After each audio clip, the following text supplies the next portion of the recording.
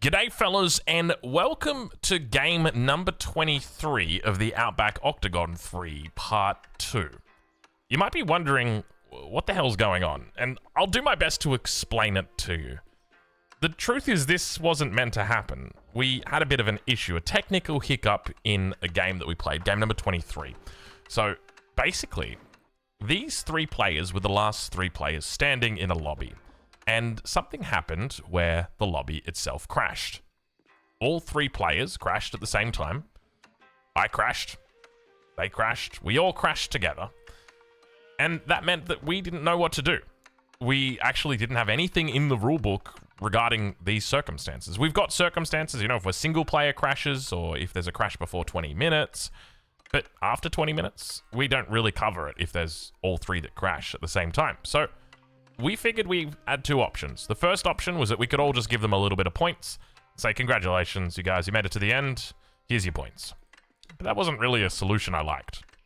So instead we went for option number 2, which is where we got the three remaining players, irrespective of how dead or alive they may have been, and we decided we're going to stick them all in a lobby and make them fight to the death again. Ladies and gentlemen, I introduce to you our first player for today. In the color blue, playing the same civilization, the same color, representing the same team as before, my insanity, of course, of Team Belarus. It's Anant. In the east of the map, playing as the Japanese once again. In the color orange, it's Core, representing Team Germany. And the back-to-back champion of Outback Octagon 1 and 2, representing Team Canada, playing as the Chinese. It's Puppy Paw. Ladies and gentlemen, welcome to Mega Random. We're here on Mega Random, so this map was the map that was used. So we've tried to make everything, you know, basically the same. Now, for anybody wondering about the first game, you know, what happens to the players from the first game? Well, they all got killed. So we're not inviting them to come back and play this game. But the points that they got in that last game will still be counted. So if, you know, as an example, if you got taken out but you killed somebody else or eliminated somebody else, then you will still get those points and someone will still get the points for eliminating you. So all those points are still carrying over. And for the purpose of this game, we're not going to be giving a first blood point either. So you're not going to be able to get first blood if you kill Anant. You're not going to be able to get first blood if you kill Core. You'll still get points, but you won't get those first blood points. So that's essentially what we're here doing right now. I hope that I've explained that well enough for you, and I hope that you'll accept my apologies, because at the end of the day, we want to avoid that happening. We don't want there to be crashes. We don't want there to be technical hiccups. We want to try and keep everything as beautifully connected as we can, but we can't always have it our way. And the reality is that when it comes to Age of Empires 4, although we love the game, there's still some improvements that need to be made, and there is no reconnect function. There's no ability to restore the game from a file. So this is our next best option. Let's talk a little bit about this map though, because we're on Mega Random here, and we got a pretty similar map to what they actually played in the first version of game 23. So we've got personal ponds for everybody. This is always nice to see. It's always terrible when you have personal ponds and someone gets left out. But the difference between like this kind of pond and this kind of pond, it's not that significant. But the difference between this kind of pond and no pond is massive. So just as long as everybody's got at least one deep water fish, it feels great. And everybody does. So this is a good start. And it means that tempo in this game is going to be quite high. It means that you're probably going to see players like Core do very well in this game. As long as he doesn't manage to, how do I say this? Drop the ball at the finish line. Let's see exactly what the plan is for him, because the age ups are going to be coming through shortly. I suspect we're probably going to see a Coca Township coming out from Core. But man, I tell you what, it sucks having to redo these games, but there's a part of me that's a little bit excited about going into a 1v1v1. Because I don't think we've really seen much of this format before. And who knows, maybe if it's popular, it can stick around. But maybe after the Outback Octagon. I will say one thing though, that when it comes to 1v1v1 in FFAs like typically, a large component of it is politics. It's a massive part is just, you know, can you convince the other two players that you're not a threat and that one of them is? And can you get them to team up? That is the biggest part of 1v1v1.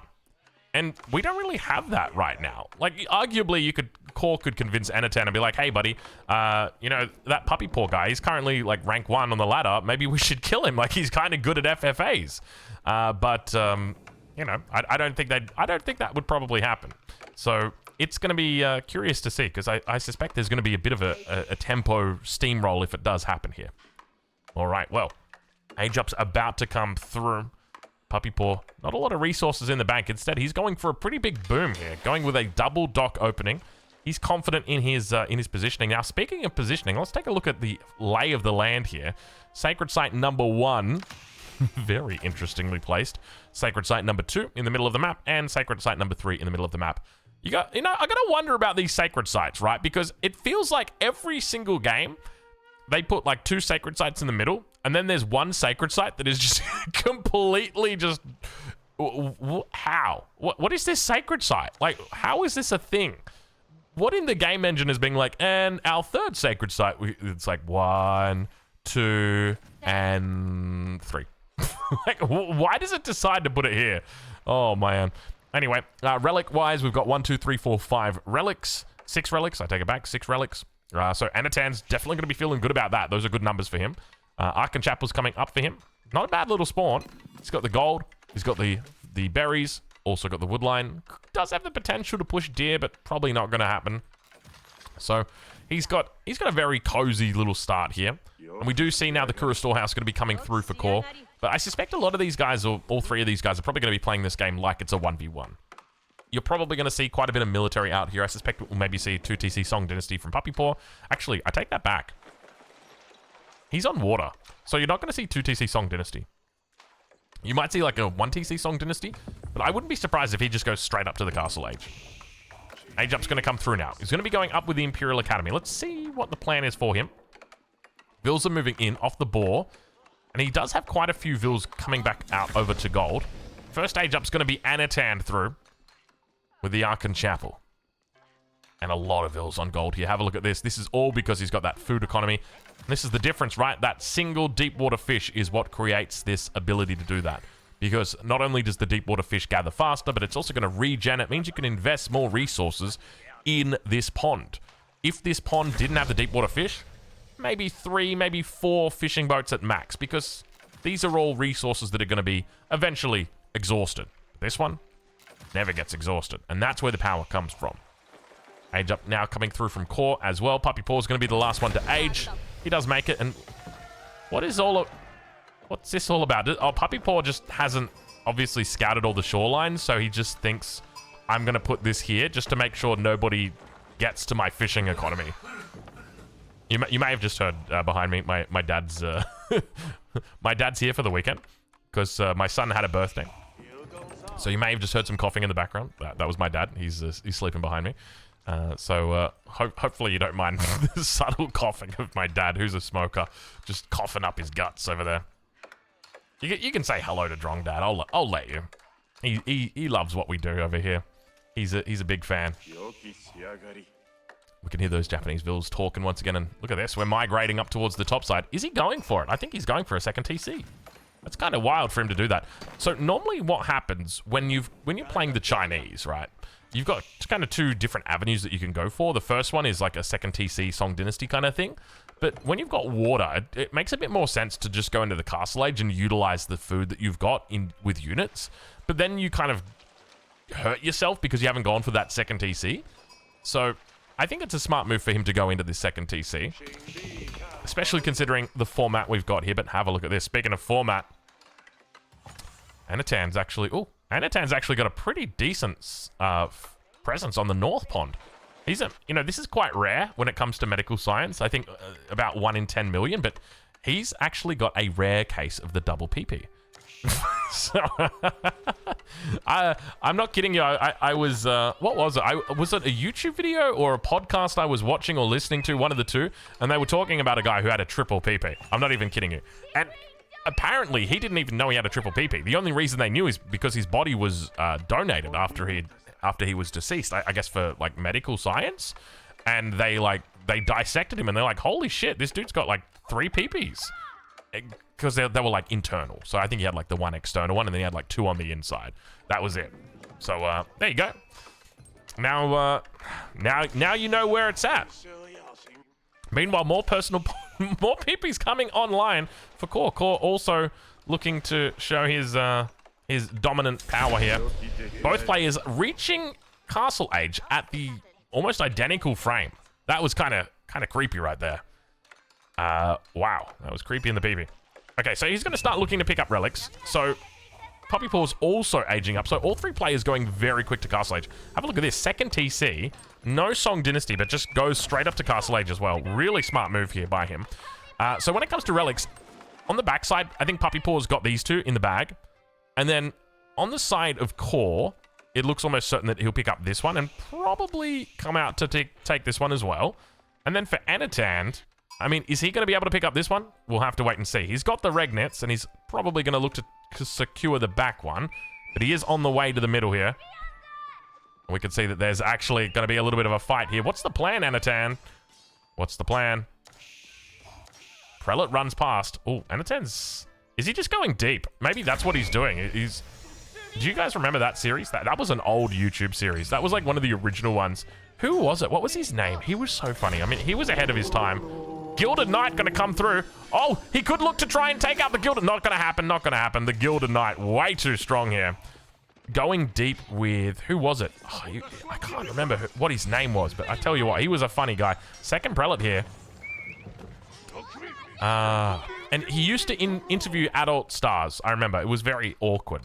It had that sort of intentional awkwardness about it. But, anyway. Another relic, or another prelate going down. He's going to continue pumping. Meanwhile, I mean, the longer this happens, the better it gets for Puppy Paw. Still no Song Dynasty just yet.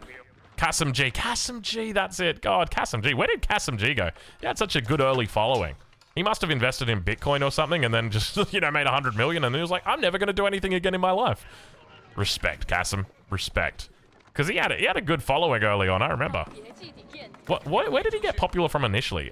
Was he popular from maybe H3? Nice little Walla Lolla attempt. I think he's going to get the relic out of this. So, stand still. Is it just... Has he only got the 2 relics, though? I think that's pretty much it. Obviously, he's looking to pick up this one at the top as well. Gets it a little bit closer to his base. It really is such a struggle, and you can see that there is more units coming out here. Core is trying his best to deny this away from Anant. Wait a minute. Big attack coming through. Anant with a lot of units here, doing a decent job. Now, keep in mind, the Mounted Samurai is a good unit at when it comes to these little skirmishes, but the Gilded Knight really doesn't mess around. It is just so much ahead of the rest of the other units, and you want to avoid fights like this with the Gilded Knight. You want to try and have those, or with the Mounted Samurai, rather. You want to just try and have a skirmish where you take 2 or 3 hits, and then you fall back so that you can get your deflective armor back online.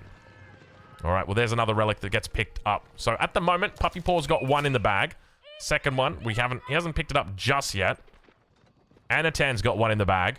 The war has largely been over relics early on, and I think Core has realized, look, I'm not going to be able to deny any more from him, and now to the south, there is a potential chance here that Core picks up a 3rd relic, though I suspect that's probably not going to be happening today, as he does reveal the relic's location, picks up the relic, and there are units in the vicinity here. You can see Anant was making his moves towards that position, but relic now going to be picked up. So it's going to be a 2-2-2 split with the relic. So all 3 players pretty happy with how they're doing, except for Anant. Obviously wanted to have a little bit more. It's going to try and snipe out this relic. It ain't going to happen. It's just too far away. It's too close to the reinforcements of Core as well. What a weird little situation we've got here. A 1v1v1 on a mega random map. Everyone's got personal pawns. Everyone's got 2 personal pawns. You know, it's not often that you get to see 3 guys with 2 PPs. But, or, I mean, in this case, it's 3 guys with 2 PPs each. But today we do technically get to see it. I like that he deleted this. Is this, would you call this 1 personal pond or 2? There's a part of me that says I think that's 2. It's either 2 or just a really big one. It's one of the 2. Anyway, we'll worry about that later. All right, so 2 relics for Puppy Paw, 2 relics for Anant, and the 2nd relic for Core now back on the way. And we just kind of sit here chilling. This could be really tough of a game because the hard part with this, as I mentioned earlier, is that when it comes to this situation in normal FFA, you do have politics to guide you, right? Like you've got objective material in front of you, you can say, hey, this guy's got 250 pop, we should take him out. Or this guy's playing this civ, we should take him out, together with the fact that he's a little bit ahead. He's been sitting there, he's been doing nothing. But we've got a clean slate here. Everybody's coming into this kinda brand new. So the only real difference here is about whether there's one player that becomes a runaway in the game, or it becomes obvious that one player is leading. And if you look at the numbers right now, you'd have to say that's probably Puppy Paw. He's on 90 economic units at the moment, 91 vils, compared to the nearest guy, Core, on 65. So he's got a significant advantage when it comes to the economy, almost 50% advantage. Anatan's on 63. Now keep in mind, he's just gone up with Swabia. So while technically he's behind at the moment, give the man 10 minutes and he's going to be very, very comfortably ahead. Now we start to hear those sounds, those beautiful sounds, as the next age up will be coming through. Puppy Paw. Did he even go into Song Dynasty? I don't think he did. He never put the Barbican down. So with no Barbican down, it means that his Vil production is still behind where it could be. But he doesn't look for it. Slowly gathering up all the wood line. You can see him working his way into the wood line here. Nice stone walls on the backside. Just wants to prevent any sort of silly shenanigans from happening. Very smart move of him to do this. Not completely walled in just yet, but it just reduces the potential area he's got to deal with raids. And at the same time, we see that the same thing happening for Core. He's looking to try and get walls up here. Minimize the area, the risk area. Outpost to defend the gold vein. A lot of vils on this gold vein. And we now start to see more units. Have a look at this. I think Anant may have been watching a game somewhere and saw, hey, there's a pretty cool combo that seems like it works pretty well. Springled and Gilded Knight. Look at this right here. Now, you can also go into roller shutter triggers as well. Oh, this one right here. Get some extra range. Also get some, a little bit of extra attack speed. So that's very, very nice for your Springles. What's the total range that they actually get with roller shutter triggers? So he's got 8 tiles of range. So roller shutter triggers gives them 2 tiles? No, sorry. It increases their attack speed by 25% and grants 10% range resist. So it doesn't actually give them any extra range anymore. That's a bit sad. That was one of the coolest upgrades in the game. I mean, it was one of the best upgrades in the game. I don't know if it was one of the coolest ones, because it was just mandatory. You didn't even have to think about it. Alright, well, let's check in over on that east side and see how Core's doing. He's going into a bit more of an infantry composition at the moment. Now, he's gone onto a second town center, which is definitely a smart move. And in the back of the base, we see the Taganashima gunsmith. So he's looking to try and make sure these landmarks are off limits with regard to a snipe. I guess another thing to note is that we're also playing on a smaller map. So it does mean that cavalry is not going to have as much of an impact as it normally would.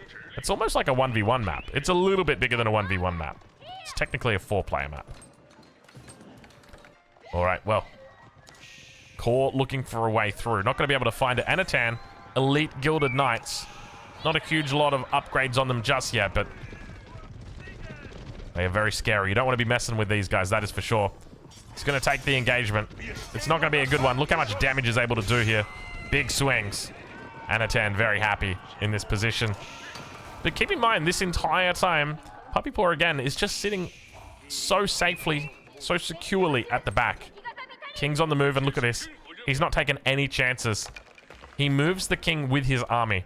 He ushers the king back with his army. He's got these giant stone walls up. He's got full vision towards the north. Outpost here to protect.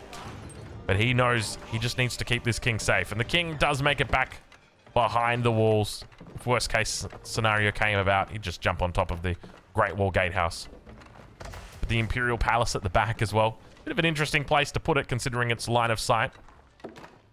But, of course, is going to reveal the enemy location of the villages, fishing boats, traders, all that good stuff. And this was my fear. We've got a 3-player FFA, but there's nothing to actually push them in any direction. And no one really wants to commit. So, I know there's 1,200 of you guys here right now watching, and there's probably a whole bunch of you guys watching on YouTube as well, but I hope you've got something to drink. I hope you've eaten And I hope you don't have dinner coming up in the next 15 minutes thinking you could get a sneaky Outback Octagon video in. Because it ain't happening, Chief. There ain't no way. This is going to be a long one. This could be one of the longest games we've ever seen. And I know I say that quite often, but you've got to consider the facts right now. Oh, look at this. Look at how much space he's got back here as well. The walls are getting absolutely crazy. But he's so safe. I love that. And look, walling off the edge right here is just another smart move. And the fact that he's left space for it as well. Oh. Oh. Dangerous. Do you want to know what this is called? This is called foreshadowing. Okay, never mind. This is not called foreshadowing. Oh. Nah, never mind. That could have been foreshadowing. Because remember that when a wall is not built, it can be attacked by a unit. Whereas if a wall is built, it can't be attacked by a unit. All right, well, we're going to wait. We're going to watch. We're going to see what happens. Puppy Paw has lost his advantage when it comes to population. But economically, yeah, he's kind of lost that as well. Anatan's at 117 now. Now, remember when it's a 1v1, he makes it really easy because you've only got one enemy. But when it's a 1v1v1, all of a sudden, it makes it a bit weirder because no one really wants to attack anyone unless there's a reason to do so. So unless we have these guys, you know, ganging up on somebody unnecessarily, this is going to be a weird game. So get comfortable. I guess this is probably a good opportunity for me to just talk about stuff as well. Because, you know, we're going to have a bit of downtime here. We're 22 minutes into this game. It's downtime. Well, so what are we going to talk about? We could talk about aliens again. We've been doing a little bit of alien talk lately. There's some good stuff going on in the alien community. You guys know I'm a big aliens kind of guy. The UFOs, the UAPs, all that good stuff. But I don't think we should go there. What can I talk about? It's always tough. Chat, give me some ideas. What do we got to talk about here? Oh, you know what I could talk about? My son's birthday. So my youngest son turned 1. And my oldest son did not like that. He wanted it to be his birthday. And so we were singing happy birthday to the youngest son. And the oldest one, he's 2.5 now. He was screaming the whole time saying, stop, stop, no, stop. It's my birthday. It's my the little shit, dude. Oh my lord, it was so funny. It's so funny because, you know, we got there were quite a few people over, and the whole time he's just telling everybody to stop and to be quiet, that it's his birthday. His birthday instead. Oh my lord. And then the toys, oh my gosh, you know, and it's obviously he's 2 years old, he's gonna learn eventually, but like for him, any toys that exist are his toys, and it's always his turn. Like, he knows about the concept of turns, it's just that it's always his turn. It's never anybody else's turn. Oh man, I tell you what, the blessings of being a father of young children, it is so fun. It is so much fun. All right, well, we got ourselves a little bit of aggression coming out. Anatan trying to secure up some stone. Not going to be able to find it. The Ozutsu saying, get on out of here, that's my stone. Oh, gosh. All right, well, he's chased away for the moment. Anatan building towards that maximum population. Puppy Paw's already there. He's 199 out of 200. He's got a lot of resources in the bank as well. Now, I don't think Puppy Paw's the kind of guy that could do a wonder. But I don't think he's the kind of guy who would do a wonder. University's coming online. And Core's looking to make moves.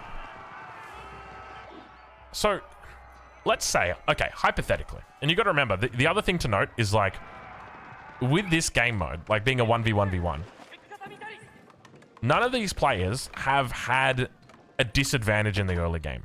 Right, as an example, in the game that we had earlier, some players pick up kills, but when they pick up kills, they lose power themselves until they're able to recoup what they have that power that they have lost through the form of that extra population.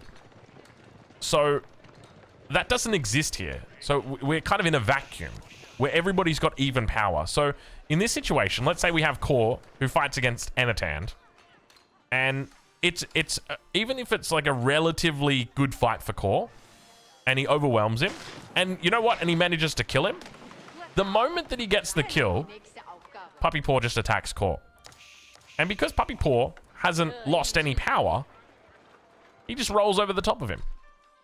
So this is something that all three of these players are very cautious about, and I don't think a position that any of them have ever been in before. So it makes it a bit awkward. Just a little bit. The economies, though, for everyone, looking good. Farming starting to come up for core over in the base of Anant. Plenty of farms coming up for him as well. And now the sacred site being neutralized in the middle of the map. Core says, I don't want you to have that sacred site. Give me the gold. My turn. It's Core's turn right now. It's my turn. All right, Core. You can have your turn. I'll let you. Oh my god. I tell you what. Getting my son to sleep tonight was so hard. So, the youngest, obviously it's his birthday. He gets toys, but I mean, they're both boys. They just kind of share the toys. That's how it works. So anyway, he got a toy truck.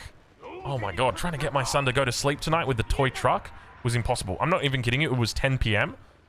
And I'm just like, please go to sleep, dude. He just wouldn't stop talking about the truck. He just wanted to play with the truck. He normally goes to bed at like 7 p.m. And it had been 3 hours, this guy. I could not get him to go to sleep because he was so infatuated with the truck. It's very sweet. He's saying, Daddy, one at a time. One at a time, Daddy. One at a time. Just putting the little cars, the little toy cars on the toy truck.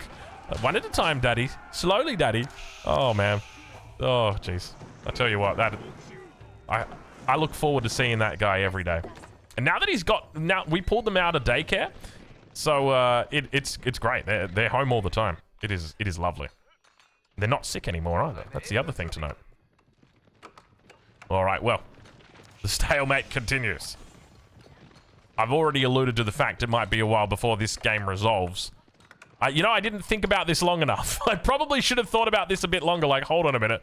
We get 3 guys that are evenly skilled and put them in the same match, and we're essentially in a vacuum, and we tell them to FFA, and they're going to apply the same principles that they know for FFA in this little this little game. What's going to be the outcome? And of course, it's mega random. Like, we should have done it on like Uluru, where there's one sacred site or something. I can see people in the chat saying evenly skilled. Okay. All right. Puppy Paw might be a little bit better than Core. We'll give him that. He is the 2-time champion. Core is far superior to them. Core is a good player. Core is one of the players. Sorry. I shouldn't. You know we love him. We love him. All right. More upgrades coming through here for Puppy Paw. Elite Spears. Gets the battle hardened upgrade as well. This is where it starts to get scary. Look at the army size for him here. He's only got 40 military at the moment. A lot of which is going to be Nest of Bees. But each one of these players are now starting to stack up resources. Core, definitely the weak link. 15k for Anant. 17k for Puppy Paw. No one really able to go for a wonder. Though Puppy Paw arguably could position himself in a way to do it. Where was that big stone? It was over here, right? Yeah. I don't know if there's going to be enough resources on this map. Oh, look at this. They've located it. They've located the stone at the south. A lot of vills making moves down. He's got to be Yuan Dynasty. Yeah, the Yuan Dynasty. Those vills are moving too damn fast. And now Puppy Paw coming down here on the south. He's going to start working down the outpost. It's already got the fortifications in, so it's going to take him some time. Vill's going to come over to repair it. Look how little damage he's able to do to it. The Mounted Samurai coming through. Core is going to be able to pick up some vills here for free. Look at how little damage these vills are doing to this outpost. This poor outpost. Imperial official gets taken out, and the vills get chased away with torches in their hands.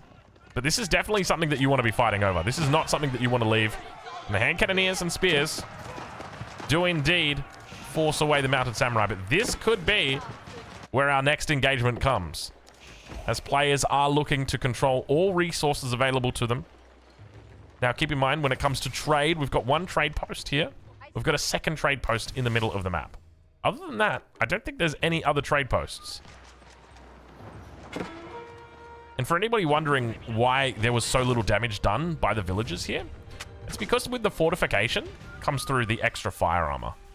So normally, you'd be doing full damage against a building, right? Because it's got 0 fire armor. But because it's got the 5 fire armor, it means that your torch is now doing 50% less damage. That's essentially it. All right, well, looks like we may have found our first front in this game, ladies and gentlemen. Puppy Paw going to be doing his best to try and escape, as Core's doing some decent economic damage to both of these players today. Puppy Paw does end up building the gate in time. I say in time, but a lot of these vills do unfortunately lose their lives. Puppy Paw down to 138 vills now. It's going to continue going down as he's lost more as well, but Core is doing a good job in securing resources here. Definitely the right call for him. Not a whole lot down here. I mean, you get the 2 stone. You get gold as well. That's about it. But there are more resources in the middle that he's looking to secure. Nest of bees. I hear them firing. Oh, there we go.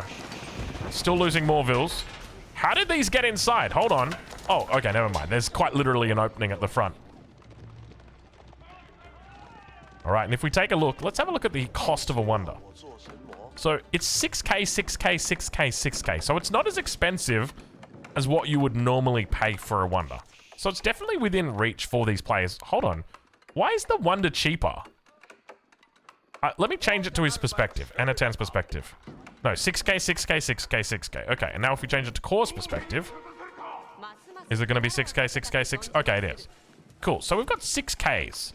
That's actually not a bad cost. We could definitely do that. The only trouble is if you do that, it's a long time. And let's say that you do it here. You've always got the risk that somebody does something that they shouldn't be doing. I don't know whether he's going to try for it here, but there's not a whole lot of damage he's going to be able to do. Keep in mind the king is inside here. Does he have bombards? Springled. A Springled. 4 Culverin. 5th Culverin's coming in now, and he's loading it up. He hasn't deleted vills here. Now, keep in mind that there were fishing boats in this vicinity, so Puppy Paw might be aware of this. He could look to demo it down. Actually, demo ships don't do damage to transport ships anymore. That was an intentional change that we made to prevent kings from being one-shot by demo ships in transport ships. So you're not able to use them anymore for defense, but he's going to make moves down towards this position. There's nowhere for him to really go if he gets caught. The most important thing here for Puppy Paw is he could do a dock with a transport ship. That would be an option to get out. He could try and delete this wall to get out. But the biggest thing here for Anant is just securing this gate, and I don't know how much he knows. There we go. He's actually going to do the drop right there, making his way down towards the Great Wall Gatehouse. Puppy Paw is under pressure. Where's Puppy Paw's army? Dude, where's Puppy Paw's army? Oh, Lord. Oh, he's in trouble. King's on the move. Deletes the wall. He's just going straight through. Very smart move. As long as he's able... What's going on over here? Gilded Knights need to get through. He's going to try his best to chase in. A lot of reinforcements, and I think Puppy Paw should be okay on this one. Needs to make his way back towards the transport ships. Get out. Don't lose it. He's going to be able to take out some vills here. Now the Great Wall Gatehouse as well, doing work. Culverin moving forward. King is safe. He's out the back. Absolutely fine. Puppy Paw not even breaking a sweat in the defense here. Nice little attempt from Anant. Just needed to know the lay of the land a little bit better. The same way that we know it with our cheats. We can see everything.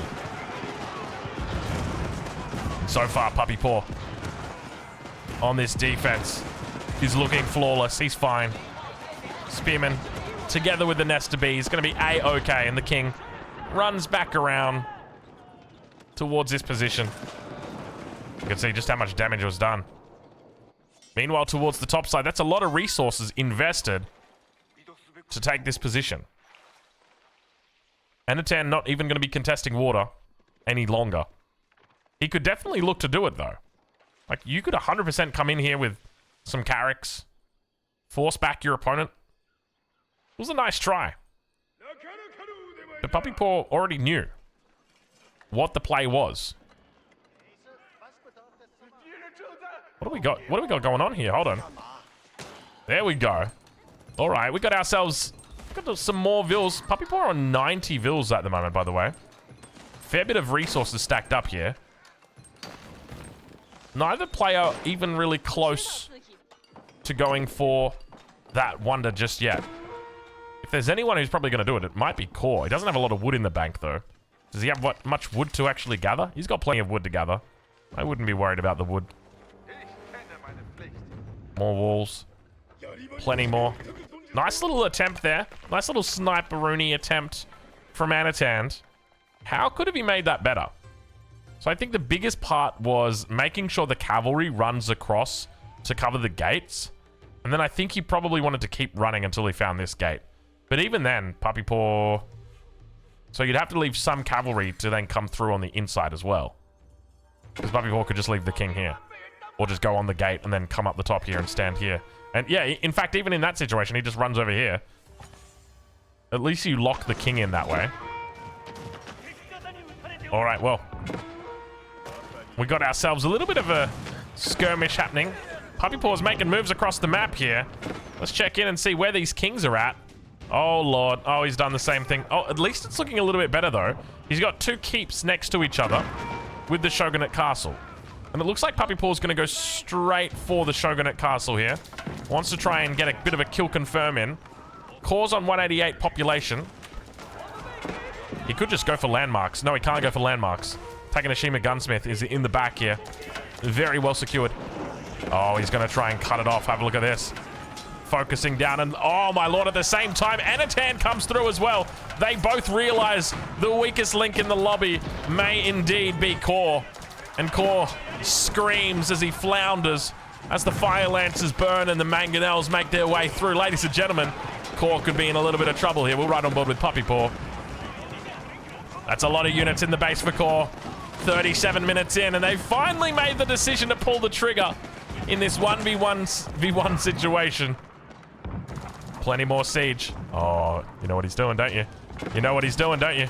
He's allowing Anant to kill Core, so that when he kills Core, there's only going to be one player left. And Puppy Paw is going to kill him quickly and easily. Oh, you're so smart, Puppy Paw. He's always thinking 12 steps ahead. Anant doing his best. A lot of damage is being dealt. Needs to move the units in, and Core's king. He's not protecting the king. He knows the game's over. The king jumps back inside. It was just a simple... It was a simple fact. He just forgotten about the king. And now Puppy Paw has made his presence well and truly known in the north. Oh, when the house of cards is falling very quickly, ladies and gentlemen. And Puppy Paw is looking to break through. Where's the king? Where's the king for Anant? He's got to be in a transport ship at the back, right? Nope. Nope. He's in the keep.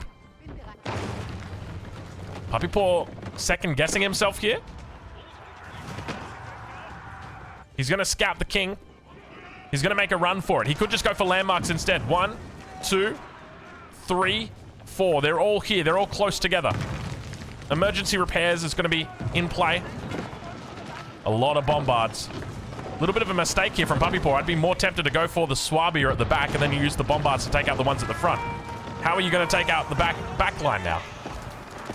You got to get those fire lancers through. And now looking to focus down the Arkan Chapel. That's going to be 3 out of 4. He's going to try and come up for the Palace of Swabia. This is what I was saying, that it was a mistake to send the fire lancers in for the first town center. I don't think he knows where the Swabia is, though. He's going to continue making his way towards the king. Oh, this could be it right here. He's trying to get through. You can see he's struggling. The pathing is not looking pretty. Has he spotted the Swabia? This could be it. He's continuing to rally in more and more units. Meanwhile, Core is also on the eastern front, knocking on the door, but he's got no siege except a couple of Azutso. So he's going to start making, and now he's found the Swabia. He's found the Swabia. This could be it. Emergency repairs comes out on the Swabia. He needs to get those bombards into position. They're struggling with their pathing. The Swabia is being kept alive by the emergency repairs. The bombards continue to go down. I think he's got it. I think Anant's fine here. He's cleaning up. Look at this one bombard. The bombard's still being a clown, dude. Oh, you hate to see it. I don't even know if the Regnitz technically went down. It's burning, so I don't think it did. So even if you took out the Swabia, I think this is still standing, and you could just repair it up. But Core's gotten back on his feet, definitely, at this stage of the game. He's at 105 vills here. He's managed to keep his king alive. He's repairing the Shogunate castle. The king's back in the... You can see why it's so important that we leave space for our king to have a keep nearby. But now, once again, Puppy Paw has very quickly rebuilt his army and now makes his way. The Cathedral of Regnitz will go down. That's going to be 3. And now that final landmark, you can see Kor's making his way towards it as well. He's got all of his army. He just needs to right-click the landmark at this point. I don't think he knows where it is. And now the Bombard's looking to try and strike it down.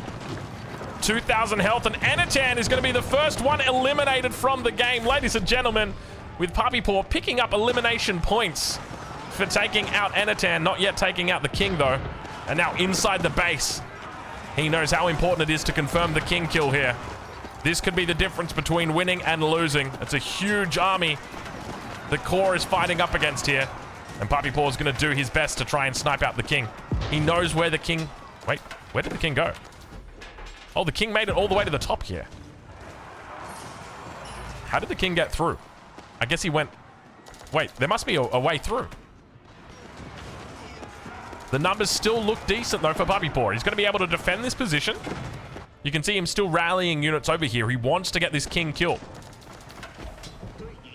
He's trying to spot out where that king is.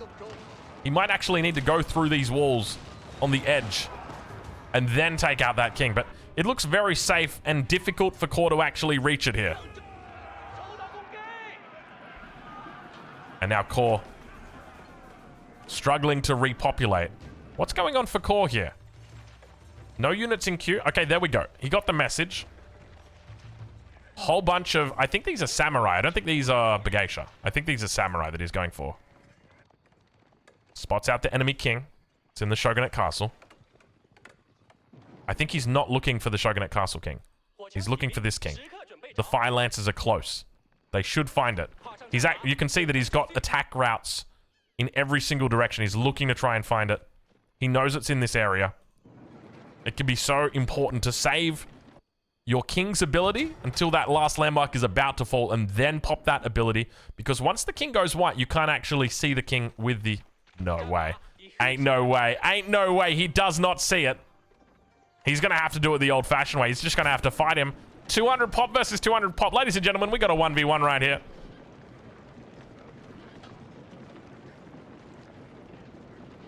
Unfortunate.